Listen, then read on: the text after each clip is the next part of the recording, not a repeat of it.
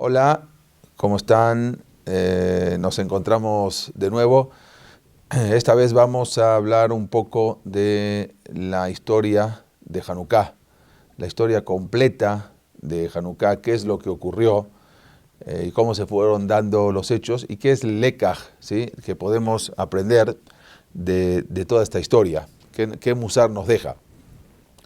Vamos a empezar, esta historia en el año 313 de la época común, o sea, en el año 3448 de nuestra cuenta. El pueblo yehudí comenzó en esa época una época de turbulencia, tanto en lo espiritual, también así como en lo material.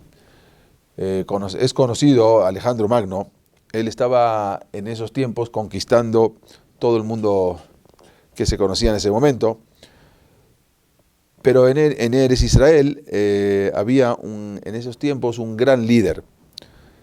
El líder era el Rosh Sanedrim y a su vez era el Cohen Gadol, conocido como Rabbi Shimon HaTzadik.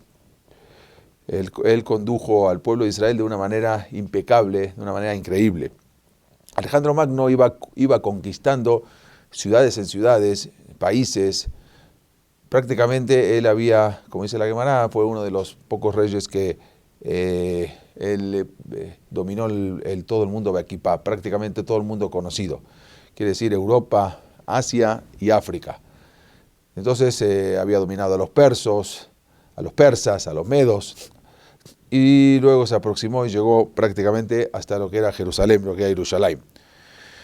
Como dijimos, en ese momento había un gran tzaddik que se llamaba Shimon HaTzadik, y cuando se enteró que venía hacia Jerusalén Alejandro Magno, él fue con una delegación de Kohanim y se presentaron delante de Alejandro Magno. En ese momento todos se quedaron asombrados por un hecho que ocurrió. ¿Cuál fue el hecho? Se baja Alejandro Magno de su caballo y se prosterna ante Shimon HaTzadik, algo que a todos dejó sorprendidos. El semejante hecho de Alejandro Magno, Alejandro el Grande, que se baje de su corcel, de su caballo, y que se prosterne ante Shimon HaTzadik, era algo que sorprendía a todo el mundo. Entonces, cuando le preguntaron a Alejandro qué pasó, por qué tal hecho, y por qué este inexplicable comportamiento, Alejandro Magno contestó que él, previamente a sus batallas, en la noche anterior se le aparecía un hombre vestido de blanco, con una barba blanca, y ahora que vio a Shimon HaTzadik se dio cuenta que él era exactamente la persona que se le aparecía previamente a sus batallas. Es por eso que él se bajaba de su caballo y se prosternó frente a él. Alejandro Magno prometió tratar bien a los Yehudim con benevolencia, y como agradecimiento a este hecho, cuenta la Gemara que el pueblo judío le hicieron, valga la redundancia, le agradecieron de dos maneras muy especiales. Primero, todos los primogénitos Yehudim que nacían ese año se iban a ser llamados Alejandro, y así fue que todos los varones que nacían ese año se llamaron Alejandro, en honor a Alejandro Magno. El segundo hecho que hicieron, agradeciéndole, fue que se acordó un nuevo sistema para que lleven los datos y fechas en los documentos, o sea, basados en la administración de Alejandro. Los documentos se numeraban con las fechas, se ponían la fecha de documento en base a Alejandro Magno, cuando fue la dominación. Ahí pone año 1, año 2, año 3, y todos los documentos se fueron llevando de esa manera. Esto es lo que se conoce como Minyan Shetarot. Esto duró más de 1000 años. Así lo relata la Gemara del Talmud Babli en Avodah Zará, en Daf Yud, en la página 10, Amud Aleph. Pero poco después del fallecimiento de Shimon HaTzadik, sus descendientes ya no tuvieron el suficiente nivel para llevar adelante al pueblo judío. Además, luego del fallecimiento también de Alejandro Magno, sus generales se habían disputado el poder, puesto que Alejandro Magno no tenía descendientes. Entonces, las condiciones de Eretz Israel se tornaron muy, muy inestables. No había tranquilidad en Eretz Israel. Aunado a esto, había un Yehudí llamado Yosef Ben Tubia. era un hombre totalmente corrupto y gracias a un gran soborno que él efectuó a las autoridades griegas, obtuvo la concesión de los impuestos. Es decir, que él era el que cobraba, encargado de cobrar los impuestos a los judíos y entregarlos al gobierno. Por lo tanto, como era de esperar, durante 22 años que estuvo Yosef ben Tubia en este puesto, sus exagerados impuestos consumieron prácticamente al pueblo judío. También la posición del sumo sacerdote ya se había convertido en un puesto meramente político. Era vendida al mejor postor. El que más pagaba se llevaba la keuná, el Cohen Gadol, el servicio del Cohen Gadol. En el año 246 de la era común, que fue el año 3515, Eretz Israel estaba bajo el poder de los reyes egipcios ptolomeicos. El rey Ptolomeo II Filadelfo, que era un gran amante de la sabiduría, él había adquirido una importante biblioteca de papiros y de varios escritos, y conociendo la gran fama que existía entre los sabios judíos, ordenó traer desde Eretz Israel a 72 grandes sabios judíos. Cuando estos llegaron hasta Alejandría, él separó a cada uno y uno en un cubículo diferente y ordenó que les tradujeran toda la Torá, toda la Biblia, al griego. Hasta ese momento nunca se había traducido la Torá. Estos sabios, divinamente inspirados desde el cielo, presentaron traducciones idénticas, sin estar al contacto uno con otro. Especialmente para los versículos que se traducían literalmente, podían ser mal interpretados. Por ejemplo, en la Torá está escrito, empieza Bereshit bara Elohim, desde el principio creó Dios. Si lo traducen literalmente, eso se va a entender de que el principio creó a Dios, no que Dios. Entonces ellos cambiaron, sin saber uno con el otro, todos cambiaron y pusieron Dios creó el principio, aunque en la Torá dice Bereshit bara Elohim. Y así muchas cosas que se podían, versículos que se podían llegar a malinterpretar, ellos lo cambiaron, lo pusieron exactamente y todos, sin saber uno del otro, terminaron haciendo lo mismo. Mientras los judíos de Alejandría se regocijaban al demostrar tanta sabiduría judía a los griegos, los rabinos, sin embargo, esto lo veían como un acontecimiento, como una tragedia prácticamente. ¿Por qué? Porque las palabras tenían que darle un significado y esas palabras tenían que llegar a unas manos que podían interpretarse de diferente manera, que no entendían los más profundos significados de la Torá. Y prácticamente la Biblia, la Torá, la convirtieron así en un libro normal de literatura, que no es la Biblia, no es la Torá. Las naciones conquistadas por los griegos dieron la bienvenida a la cultura superior. Prácticamente era una cultura superior y muy atractiva hacia la gente. Entonces todos le daban la bienvenida a los griegos mientras iban dominando ciudades. Y a su vez incorporaron a sus ídolos, los ídolos griegos, a los dioses griegos los iban incorporando cada uno a su pueblo. En cambio, sin embargo, los sabios judíos veían esta influencia griega como una terrible amenaza. No así, desgraciadamente, la juventud judía, que acudían en masa a esos entretenimientos en los cuales los atletas competían desnudos. Era como hoy en día las olimpiadas griegas. Bueno, antes eran esas, de ahí salen esas olimpiadas, que antes se competía desnudo. Incluso algunos judíos intentaron deshacerse de sus circuncisiones, de su Brit Milá. Quirúrgicamente se trataban de deshacer el Brit Milá, lo cual los griegos consideraban a la circuncisión como un defecto en el cuerpo humano. Entonces ellos no querían demostrar ese defecto en el cuerpo humano e iban a deshacerse de la circuncisión.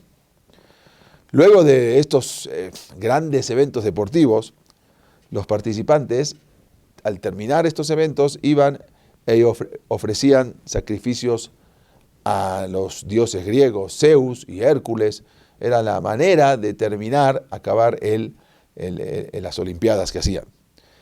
Estos judíos, estos jóvenes judíos que estudiaban literatura, filosofía griega y abandonaban la observancia de la Torá, estos jóvenes judíos eran conocidos como los Midiabnim o como helenistas. Los famosos Midiabnim eran estos que relatamos recientemente. Ya en el año 199 antes de la época común, que viene a ser el año 3562, la tierra de Israel pasa al dominio ptolomaico. Quiere decir al control de del dominio ptolomaico al dominio de los reyes seleucidas, que es sirio-griego. Durante estos tiempos, los helenistas habían ganado mucho poder y mucha influencia.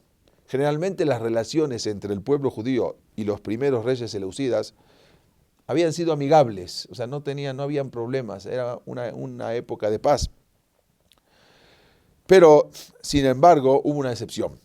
El rey Seleuco IV, al enterarse, mediante los Midiabnim, o helenistas, que el tesoro del Bet HaMikdash contenía grandes sumas de dinero, intentó saquear las arcas del templo sagrado. Entonces, ordenó a su oficial de confianza, el llamado Heliodoro, que se dirija hacia Jerusalén y se apodere de los fondos que estaban en el Bet HaMikdash. Resulta que Heliodoro, cuando llega al Bet HaMikdash para hacerse de los fondos, milagrosamente se le aparece una visión de un jinete que lo golpeó y lo arrojó al suelo. El estar caído en el suelo se desmaya. Luego, cuando este general Heliodoro se recuperó, ofreció una ofrenda a Dios y de regreso a Alejandría convenció al rey Seleuco IV de que no tocara el Bet HaMikdash. Del susto que tuvo, no sabe explicar lo que pasó, no tocó al final los fondos del Bet HaMikdash, se regresó y convenció al rey que no tocara los fondos del Bet HaMikdash. En el año 3586 asume al trono seleucida Antíoco IV. Este más bien conocido, este es el Antíochus Epifanes del Nes de Hanukkah. Este rey consideraba que su misión en la vida era la de difundir la cultura y la religión griega. Esa era la misión de él en la vida, según él pensaba. A todo el imperio conocido. Sus aires de grandeza le hicieron autoadoptar el título de Epifanes. Él se llamó Epifanes, que en griego quiere decir el grande. Pero por ahí sus subordinados a sus espaldas lo llamaban Epimanes, que significa el loco. Por sus desvariados comportamientos dentro de la corte, así lo llamaron. Pero este era el famoso Antíochus Epifanes de la historia de Hanukkah. Para ese entonces, el Cohen Gadol, el sumo sacerdote, era un hombre justo, llamado Yohanan, y apodado por los griegos Jonio. Yohanan, los griegos lo llamaban Jonio. Era un hombre justo, un hombre recto. No obstante, su hermano, que se había helenizado, se llamaba Yoshua, y en griego era conocido como Jasón o Jason. Este Jasón era el hermano del Cohen Gadol, pero a su vez era Midiabrim, era helenizado. Él sobornó al rey Antíoco y con grandes cantidades de dinero para ser designado como sumo sacerdote, como Cohen Gadol, en lugar de su hermano Yohanan. Por lo tanto, compró la Keurá, compró el sacerdocio, y ya una vez con el título comprado en sus manos, Jasón, o Yoshua, mandó a construir un gran gimnasio muy cerca del Bet HaMikdash. Y lamentablemente, muchos Kohanim, jóvenes, judíos, acudían en masa a los espectáculos hedonistas, así como a ofrendar sacrificios a los dioses griegos, Zeus o Hércules. Pero también, aparte, había otro grupo de Midiabrim, más extremistas todavía, quienes querían erradicar por completo el judaísmo. Había una persona, llamado Menelao, que en un principio era aliado de Jasón. O sea, él, con el Jasón que había comprado el sacerdocio, Menelao era un amigo de él y era su amigo y su aliado, pero a este Menelao ni siquiera pertenecía a la rama de los Kohanim. Él, en una ocasión, sobornó al rey Antíoco con cantidades más grandes de lo que le había dado su amigo, para así poder destituir a Jasón, a Yoshua, y fungir ahora como el nuevo Cohen Gadol.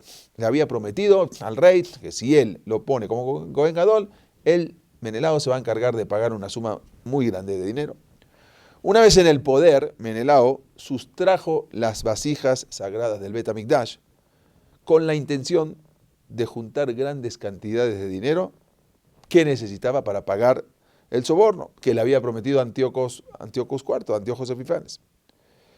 Pero cuando su ex aliado Jonio, que él había comprado anteriormente la Keuná también, se fue y se quejó ante las autoridades por lo ocurrido, entonces Menelao, su amigo, lo manda a asesinar. Y se queda prácticamente con la Keuná, con el sacerdocio, con el Cohen Gadol. El Sanedrín, en ese entonces, envió una delegación hacia el rey Antíoco, acusando a Menelao de los graves hechos en que éste había incurrido. Pero no obstante, Menelao también sobornó a los consejeros del rey y así logró mandar a ejecutar a los sabios del Sanedrín y se quedó prácticamente sin ninguna objeción, sin nadie que se le ponga en contra. Mientras el rey Antíoco Epífanes, que se encontraba en el extranjero peleando contra los egipcios, pero resulta que en la tierra de Israel se esparció un rumor entre los judíos de que el rey Antíoco había muerto en combate. Jasón, el que se había comprado la Keuná, y después lo habían destituido, aprovechando la incertidumbre que reinaba en Judea, ataca Jerusalén, masacrando a muchos Yehudim y expulsando a Menelao del poder como sumo sacerdote. Aprovechó que él entendió que Antíocos Epífanes había muerto, se armó de un ejército, entra a Jerusalén, mata a muchos Yehudim y destituye a Menelao del Cohen Gadol, que no lo era. Tampoco era Jasón, el Cohen Gadol, también lo había comprado. Sin embargo, Antíocos regresa a Jerusalén e indignado por todos estos hechos ocurridos y la rebelión de Jasón, Antíocos manda asesinar al 40.000 judíos y restituye en el puesto a Menelao. Inmediatamente ordenó saquear los objetos que quedaban en el Bet HaMikdash, incluyendo el Shulchan HaZahav, donde se hacían las ofrendas, el Ketoret, la mesa de oro. La menorá también la ordena apoderarse y saquearla del Bet HaMikdash. Apoyado por los helenistas, los Midiabnim, desde el año 3594 hasta el año 3597, Antíocos Epífanes había impuesto nuevos decretos al pueblo judío, esta vez con la finalidad de destruir totalmente la religión judía. Después de saquear el Bet HaMikdash, Antíocos canceló todos los servicios que se ofrecían dentro del Bet HaMikdash y convirtió al templo sagrado en un templo pagano. A su vez, habían colocado ahí en el Bet HaMikdash unas estatuas de los ídolos griegos Zeus y Hércules. El 25 de Kislev del año 3594, que viene a ser el año 167 de la época común, 167 antes de la época cristiana, se ofrendaron en el Mizbeach varios cerdos a los dioses griegos. En el mismo Mizbeach lo hicieron tamé y se ofrendaron varios cerdos. Exactamente el 25 de Kislev del año 3594. También se prohibió a todos los judíos la observancia de Shabbat, tampoco podían observar Rosh Hodesh y tampoco podían hacer Brit Milá a sus hijos. Y de no acatar estas restricciones, se los castigaba con la tortura y hasta prácticamente la muerte. También en esa época fue cuando se decretó la nefasta orden, la cual consistía en que previo a cada boda judía, prácticamente se casaban y saliendo del palo nupcial, saliendo de la jupá, la novia debía ser violada por el gobernador antes de estar con su esposo, con el gobernador griego local. Esa era una nefasta orden que está escrita también en Masejet, en la Gemara Ketubot, de cómo se procedía con eso. Este hecho, y prácticamente este y todos los demás, eran con el fin de destruir la santidad de las familias judías. Muchos murieron resistiéndose a estos terribles decretos. Las mujeres que eran atrapadas, circuncidando a sus hijos, las asesinaban de una manera trágica junto a sus bebés. En esa época también había un anciano rabino llamado Elazar, fue masacrado por negarse a comer cerdo. También fue en estos tiempos el trágico acontecimiento que todos conocemos, de una madre judía llamada Haná y sus 7 hijos, le asesinaron frente a sus ojos a los 7 hijos, por rehusarse a abandonar la religión y adoptar el paganismo. Posteriormente, después de haber visto cómo fueron masacrando uno por uno a todos sus hijos, Haná se arrojó desde un techo, donde ella también encontró ahí la muerte. Historias como estas dieron un impulso al pueblo judío, dándoles fortaleza para poder resistir las terribles persecuciones y sublevarse. Pero la rebelión contra los griegos no fue por una independencia nacional del pueblo judío, ya que también en otros tiempos donde dominaban Israel los babilonios, los persas, los ptolomeos egipcios, los Yehudim nunca intentaron sublevarse, nunca intentaron derrocar ese gobierno. Pero cuando los griegos hicieron ya imposible la observancia de la Torá, es ahí donde los judíos se sublevaron. Cuando ya no se podía cumplir la Torá, ahí viene la sublevación. Cuando las tropas griegas llegan a la ciudad de Modi'im, reunieron a todo el pueblo en la plaza principal y ordenaron traer a su líder del pueblo, que era Matitiau, y lo obligan a que ofrende un cerdo al dios griego. Él se negó a hacerlo, Matitiau se negó, y a su vez exhortó a los habitantes a mantenerse firmes en la Sagrada Torá. Pero de repente, cuando un judío renegado se acerca al altar pagano para ofrendar él mismo el sacrificio del cerdo al dios griego Zeus, Matitiau en ese momento se acerca y lo mata a este Yehudí que estaba a punto de ofrendar un cerdo al dios griego. Se acerca a Yohanan con sus hijos se llamaban Shimón, Yehudá, Elazar y Jonatán, y había otro, se acerca, y Yohanan también, lo asesinaron a él y a todos los soldados griegos que estaban en ese momento ahí. Mientras en ese momento él proclamaba, Mila Hashem Elai, ¿quién está con Hashem? ¿Quién está con Dios? Que se acerque a mí. Y sabían que en cualquier momento va a venir un ejército a vengarse de lo ocurrido, y por lo tanto huyen Matitiau con sus hijos, huyen hacia las montañas, y ahí comenzó una serie de guerrillas contra los opresores griegos. Poco tiempo después, Matitiau, quien ya era anciano, falleció, dejando como líder a su hijo Yehudá, que él se hizo de un pequeño ejército de 6.000 hombres, mal equipados prácticamente, y comenzaron a atacar a los griegos y a los judíos helenistas que los apoyaban. Entonces, los griegos se percataron de la amenaza que esto significaba y procedieron a enviar a sus tropas para aplastar el levantamiento judío. Pero a pesar de la inferioridad numérica de fuerzas, Yehudá con su pequeño ejército venció a la milicia griega, que estaba en ese momento comandada por el general Apolonio, en la ciudad de Shechem. De la misma manera, otro ejército griego, dirigido por el general Serón, tuvo la misma suerte en la ciudad de Bet Jorón y acabaron con su ejército. Enfurecido ante semejante derrota, Antíocus envió contra Yehudá ya a un ejército más poderoso, de 40.000 soldados de infantería y 7.000 de caballería, al mando de su general más experto, el general Lisias. En esa batalla llevada en Mizpah, Yehudá y sus hombres, antes de salir a la guerra, habían hecho ta'anit, habían ayunado y rezaron a Kadosh Baruj Hu para poder salir a pelear. Esa noche, los griegos dividieron a sus soldados, que intentaban hacer un ataque sorpresa en el campamento judío.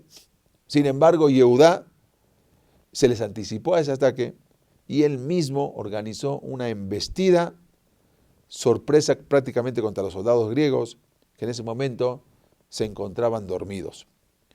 Y acabaron con todos, tomando también sus armas y provisiones. El resto de los soldados griegos que quedaban ahí abandonaron el campo de batalla y se escaparon para poder salvar sus vidas. Un año más tarde, el general Lisias vuelve a reunir una fuerza brutal de 60.000 miembros de infantería y 5.000 de caballería. Y marcha hacia la ciudad de Bet-Sur, en Eretz Israel. Allí Yehudá, a Macabí, él armó un ejército ya con 10.000 hombres y con mucha gente, con mucha emuná en Akadosh Baruj Hu. Y los Yehudim atacaron primero y asesinaron a 5.000 soldados griegos. El general Lisias, al ver la determinación de los judíos, quienes nunca se rendían, entonces regresó a la ciudad de Antioquía con lo que quedaba de su ejército. Mientras tanto, el rey Antíocus IV, el rey, como dijimos, Antíocus Epifanes, él había fallecido en esos momentos en Persia de una terrible enfermedad y arrepintiéndose de haber empezado una guerra contra los judíos. Yehudá y sus soldados entraron entonces a Jerusalén, entran al Bet HaMikdash, donde estuvieron varias semanas retirando los ídolos que allí había, reconstruyendo el Mizbeach estaba tamé, estaba impuro, lo reconstruyeron, el altar donde se hacían las ofrendas, y haciendo los arreglos necesarios para el buen funcionamiento del templo sagrado. Precisamente y exactamente el día 25 de Kislev del año 3597, esto viene a ser el año 164 antes de la época común, exactamente 3 años después del día que se habían ofrendado los cerdos en el Mizbeach, en el altar, ese mismo día los Kohanim reanudaron el oficio de las ofrendas en el Bet HaMikdash. Se reanudó el trabajo en el Bet HaMikdash. Como aún la menorá nueva, como habíamos dicho que la habían robado, entonces no había, no solamente Pach Shemen, no había aceite, no había ni siquiera menorá en el Bet HaMikdash. Entonces se colocó hicieron provisoriamente una menorá de madera, para que no sea Mekabel Tumá, no reciba Tumá. Sin embargo, ya una vez hecha la menorá de madera provisoriamente, no encontraban aceite para encender, porque estaban todos los aceites abiertos y eran impuros. Encontraron un jarrito de aceite con el sello del Kohen Gadol. Eso daba la pauta de que no se había tocado. Con la cantidad suficiente para encender un solo día. No obstante, los Kohanim procedieron a encender el aceite. Y milagrosamente, este aceite que tenía que durar para un solo día, duró durante 8 días. Ardió durante 8 días. Hasta que pudo ser procesado el nuevo aceite puro. Llenos de alegría por esta señal divina, los Yehudim celebraron ese año durante 8 días. Pero un año más tarde, el Sanedrín había ordenado que la festividad de Hanukkah se festeje durante 8 días, durante todas las generaciones, para así conmemorar el milagro de Hanukkah, el gran milagro del aceite para siempre. Aunque los Hashmonaim habían reconstruido el servicio y restituido el servicio del Bet HaMikdash, y habían cancelado todos los duros decretos que no se podía, dijimos, estudiar Torah, no se podía cumplir Shabbat, Rosh Hodesh, Berit Milá, aparte del nefasto decreto de la mujer que tenía que ser violada por el gobernador. Ellos habían cancelado todos esos decretos. Pero, no obstante, todavía seguían las guerras. Los ejércitos enemigos sirio-griegos y sus aliados helenistas, que eran mismos judíos, continuaron siendo muy poderosos. Y durante los 25 años siguientes se enfrentaron en cruentas batallas, hasta que Eretz Israel quedó totalmente libre. Durante estas guerras, desgraciadamente, todos los hijos de Matitiahu, excepto Shimón, perdieron sus vidas. Antíocus V Eufator era hijo de Antíocus Epifanos. Él invadió la tierra de Israel con una tropa de 100.000 hombres, más aparte 20.000 de caballería y 32 elefantes entrenados para la batalla, que eran los tanques de aquellos días. Todo este gran ejército, dirigido por el famoso general Lisias, que ya habíamos contado anteriormente, entonces Elazar, uno de los hijos de Matitiahu, cuando él estaba escondido y cuando vio que venía un elefante adornado, él erróneamente pensó que ahí llevaban al rey. Entonces atacó al elefante, pero murió cuando el cuerpo de semejante elefante, herido, cayó sobre él. Ahí muere también Elazar, uno de los Macabim. Macabim quiere decir Mika Moja Baelim Hashem, Mika Moja Baelim Amonai, eso es Macabim. También dicen que la palabra Macabí quiere decir martillo. Ellos atacaban, no tenían prácticamente, al principio no tenían armas, atacaban con lo que le venía, con martillos, con lo que sea. En ese momento, con Jerusalén a punto de volver a caer en manos enemigas, intervino la providencia divina, Kadosh Baruj Hu, y el general Lisias, al oír que se había dado una revuelta contra el rey Antíocus V Eufator en Antioquía, pidió a Eupator realizar un tratado de paz con los judíos. El general Lisias le pidió al rey que haga un tratado de paz y regresar a la capital para poder poner fin a este intento de golpe de Estado. Él ya no podía más contra los judíos. Antíocus V, sin embargo, no gobernó por mucho tiempo más. Su tío, llamado Demetrio Soter, tomó el poder y manda a ejecutar a Antíoco, o sea, al rey y al general Lisias. Los Midiabrim, o judíos helenistas, al ver la oportunidad que había de aplastar a Yehudá Macabí, convencieron al nuevo rey a invadir nuevamente la tierra de Israel. Estos helenistas asesinaron a los grandes Jajamim, Yossi ben Yoezer y Yossi ben Yohanan, que eran famosos, que figuran en varias Gemarot, en el Mishnah Pirkei Avot. Quienes eran estos grandes Rabbanim eran los líderes del pueblo judío durante los años de opresión griega. Pero un nuevo general sirio-griego llamado Nicanor invade Judea con 35.000 hombres, 35.000 soldados. Sin embargo, fue contraatacado por solo 3.000 hombres judíos. Enojado Nicanor por la resistencia judía, prometió arrasar y destruir el Bet HaMikdash. Pero los Yehudim acabaron con todo su ejército, y también con él. Luego los Yehudim colgaron la cabeza de Nicanor, los dedos y los pies en los portones de Jerusalén, para que la gente vea lo que le pasó y lo que pasa cuando quieren destruir el Bet HaMikdash. Finalmente, las luchas políticas internas dentro del imperio seleucida hicieron que los sirios griegos abandonaran totalmente su esperanza de dominar al pueblo judío. Shimón, que fue el único sobreviviente macabeo de los Macabim, eliminó a los últimos helenistas, trayendo por fin la independencia a Eretz Israel en el año 3622, en el año 139 antes de la era común. Y así la dinastía de los Hashmonaim permaneció durante 103 años, hasta que más adelante el rey Hordus o el rey Herodes acabó con toda esa dinastía de los Hashmonaim y exterminó a todo el mundo. ¿Qué vemos de aquí? Prácticamente en la tefilá, el Nes de Hanukkah se recuerda con la encendida de las Nerot, pero hubo unas guerras que se veía como el Nes, el milagro, como unos pocos destruían a unos muchos. Venían con elefantes, ejércitos de 100.000 personas, ejércitos de 35.000, de 60.000.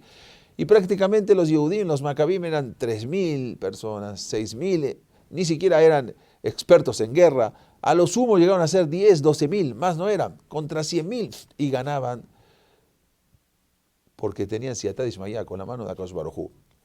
Entonces, el Nes al final tendría que haber sido el milagro, eso, que unos pocos que ganaron a unos muchos, unos débiles que ganaron a unos fuertes. ¿Cómo puede ser que todo el milagro de Hanukkah se basa en las Nerot de Hanukkah, en el aceite? Y eso es lo que decíamos anteriormente. La rebelión del pueblo judío no era una rebelión contra un Estado, no era para buscar una independencia nacional. Eso no era lo que interesaba, porque Israel, como dijimos, estuvo dominado varios siglos por diferentes imperios. Estuvo dominado por los babilonios, por los persas, los egipcios, pero de todas maneras nunca se sublevaron porque siempre podían cumplir la Torá. Pero cuando llega un ejército, el ejército griego, que no querían destituir y deshacer toda religión, toda Torá, que no haya más, no querían deshacer el cuerpo, sino querían deshacer el alma. Entonces es ahí donde Am Israel no puede aguantar y se subleva. Entonces, no recordamos las guerras, porque las guerras no era lo importante, sino lo importante era conservar la Torá, conservar el Yahadut, el judaísmo.